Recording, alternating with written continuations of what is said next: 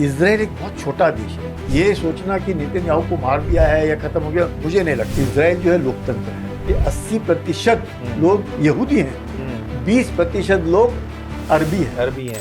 मुर्तजा जिनके है मोहताब Khamenei, sir क्या वो जिंदा है? क्या वो जिंदा है? कहा जाता है कि वो बहुत सीरियस उनको इंजर हुई, मतलब इंजरी के कारण ये टांग पे जबरदस्त चोट लगी और कहीं रूस में उनको लेकर के गए हैं ट्रीटमेंट के लिए। अच्छा, रूस सामने आ गया है। रूस में गए हैं बैकडोर से। जैसे सीरिया से जैसे हुआ वो सारे के सारे रूस पे चले गए। इनकी दोस्ती तो रूस के साथ काफी थी। यही कारण है कि अभी जरूर उन्होंने स्टेटमेंट इशू किए हैं मुश्तबा ने, पर कोई टीवी पे नहीं देखे हैं। और उनका स्टेटमेंट कौन पढ़ रहा था? वो एंकर लड़की पढ़ रही थी कि ये उन्होंने कहा है। मतलब क्या ऐसी पॉसिबिलिटी है कि क्वेश्चन मार्क है कि क्या जिंदा हैं या ऑलरेडी खात्मा हो गया है या क्या हो रहा है। इस तरह की अफवाहें तो नेतन्याहू की भी उड़ानी शुरू कर दी। एग्जैक्टली वो उसी पे आने वाला था। नेतन्याहू ने भी सर 2 बार उनको सामने आना पड़ा है। क्या नेतन्याहू भी आपको लगता है कि हो सकता है कि उनका भी खात्मा हो गया हो? नहीं, क्यों, मैं बताता हूँ। इजराइल एक बहुत छोटा देश है, 22,000 स्क्वायर किलोमीटर का देश है। आदमी कहीं पे भी हरकत करता है ना, वो दुश्मन को पता चल जाता है कि किधर।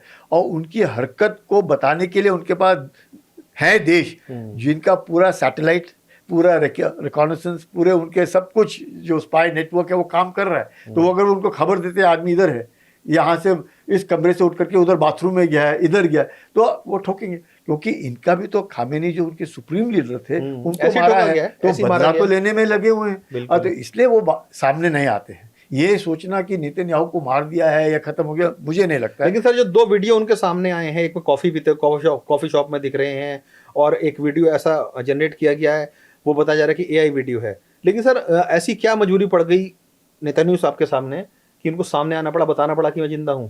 देखिए, एक तो इजराइल जो है लोकतंत्र है। इजराइल के अंदर भी उनके बरखिलाफ भी लोग हैं और इजराइल के अंदर भी आपको आश्चर्य होगा कि 80% लोग यहूदी हैं, 20% लोग अरबी हैं, फलस्तीनी हैं जो उनके साथ रहते हैं। उन दोनों का पॉपुलेशन मिलकर के 1 करोड़ भी नहीं है, 90 लाख है।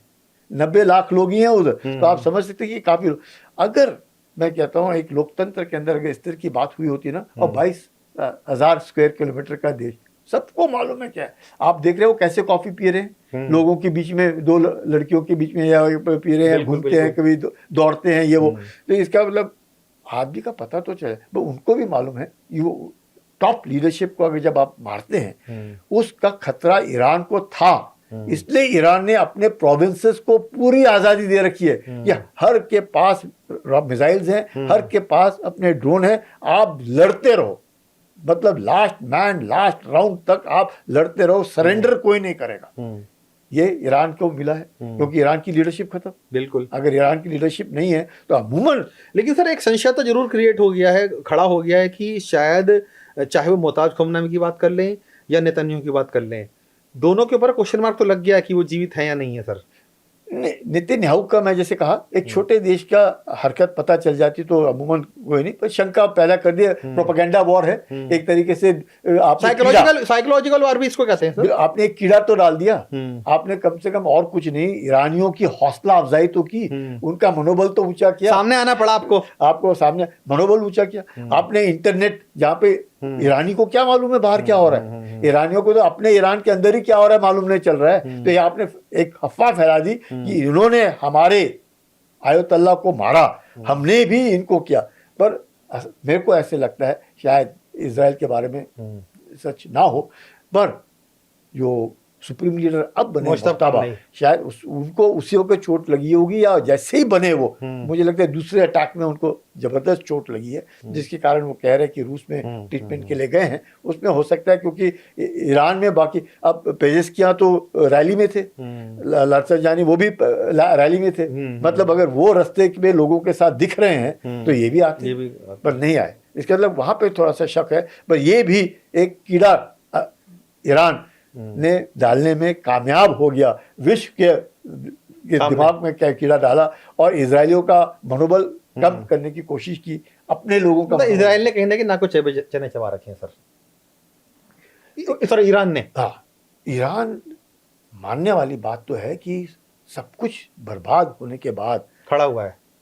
खड़ा मतलब मनोबल आप देखिएगा, मनोबल एक ऐसी चीज है, इतने बाद तो पहला झटका मनोबल को लगता है। यहाँ मनोबल, आपकी टॉप लीडरशिप एक झटके में खत्म कर दी जाए, लीडरशिप खत्म, आपका इंफ्रास्ट्रक्चर खत्म, आपका एयर स्पेस खत्म, आपका साइबर अटैक्स आपके बैंक के ऊपर, आपका न्यूक्लियर खत्म, मतलब आपका एयर डिफेंस खत्म, आपके पास रहा क्या है? अब मनोबल जो नीचे जाना चाहिए वो तो ऊंचा हो रहा है, और ऊंचा हो रहा है। मतलब ये पूरे के पूरे ईरानी जो हैं, चाहे नेतृत्व है या नहीं है, वो अपने झंडे के नीचे खड़े हैं।